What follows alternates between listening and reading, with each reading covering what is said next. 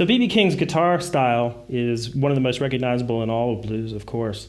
And there's a few things that really make it unique. And the first thing that comes to mind is his vibrato. Of course, he has that fast vibrato, fluttery vibrato, which is really unique.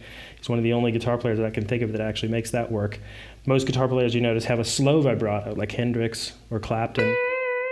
The kind of slow vibrato up and down. His vibrato really is about a pivoting motion. You can see my thumbs up here. I'm just sort of rocking the hand back and forth. So for that reason, he almost always does it with the first finger. The notes with the first finger like that. So you really just want to practice an even vibrato. So you don't want an erratic one where you're pulling the string in different to different pitches. You want to try to have it even and fast. So just practicing that randomly around the fretboard. Just really having a loose wrist with that too, obviously, is critical. So like most blues guitar players, he plays between the vocal phrases, and that's because he literally thinks of his guitar as if it were a singer. And he really doesn't play a lot of chords. He plays mostly lead, and sort of like he sings and then his guitar sings and back and forth.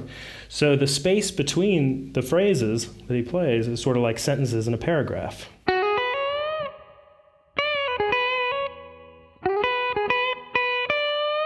You notice any good blues solo has those kind of rests in between the phrases. If you just kind of think of it like if you had a run-on sentence that went on forever without any punctuation, it would really be lame.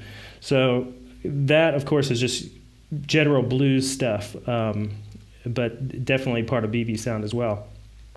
And then one of the other things, of course, is that his bends are really cool. If he's in the key of B, as we were, so assuming you know a B blues box, which I'm sure you do,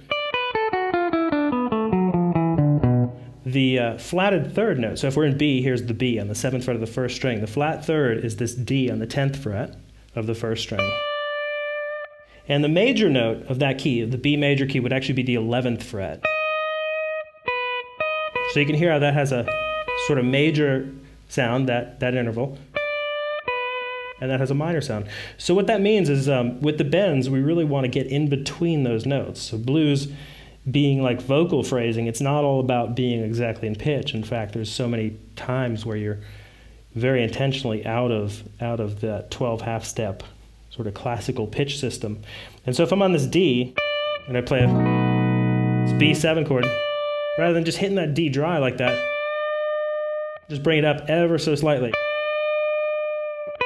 And you notice I didn't bring it up all the way to that D sharp. I'm just sort of a quarter step between those, just a little bend.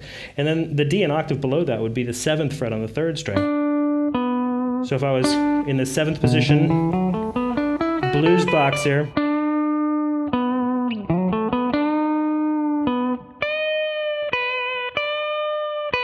so really practice those intonations. In this key of B, for the example that I played, the note would be D that you're bending sharp, any of the Ds, any of the flatted thirds. And so the scales that he's actually using really are pretty much a combination in a B blues, since we're using a B blues as an example, a B pentatonic minor scale, which is the notes B, D, E, F sharp, A, and then an octave B, D, E, F sharp, A, B, D, which is that basic 7th position blues box for the minor pentatonic. The B major pentatonic is another important scale that he uses too, and that would be like a G sharp minor pentatonic, but the B major pentatonic sounds like this. And that's the 7th to the 9th fret on the 6th string, to the 6th to the 9th fret on the 5th, and the 6th to the 9th on the 4th, then 6 to 8 on the 3rd, 7 to 9 on the 2nd, and then the 7th fret on the 1st string. So again, slowly. You can hear how that has sort of a major kind of sound to it, whereas the minor pentatonic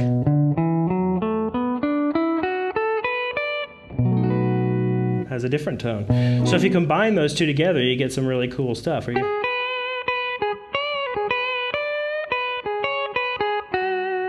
Those notes in between, so you're kind of putting both of those scales together in context if you're trying to emulate the B.B. King kind of sound. One other thing that he does is he really kind of rakes the strings a lot. So I've got the side of the hand there of the right hand, just down on the strings, just get.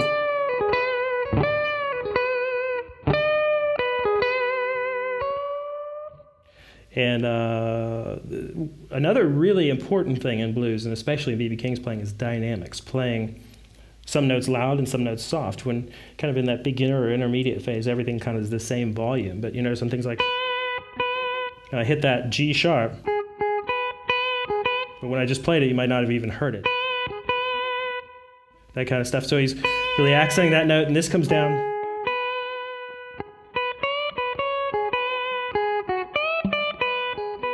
So just kind of really making sure that some of the notes stand out and other ones are really hidden or real subtle, kind of grace notes.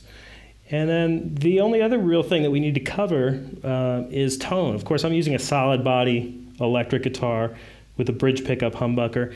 His guitar obviously is a hollow body Gibson, and that has a really unique sound all its own. Pretty much he's using the bridge pickup for a lot of his playing, and it has a brighter tone, but he rolls some of the tone off so it's not too screechy. It's definitely a fat, warm bridge pickup tone.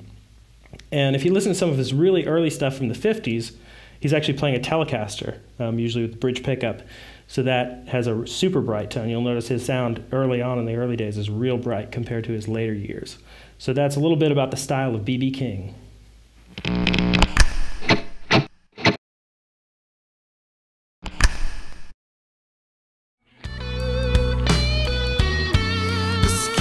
Fret up a whole step. 11th fret on the first string, 13 on the second, and then 11/8 on the second string, bending the 10th fret up a whole step. The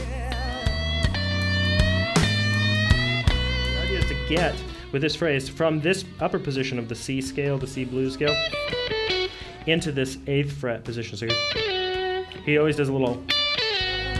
What can she be?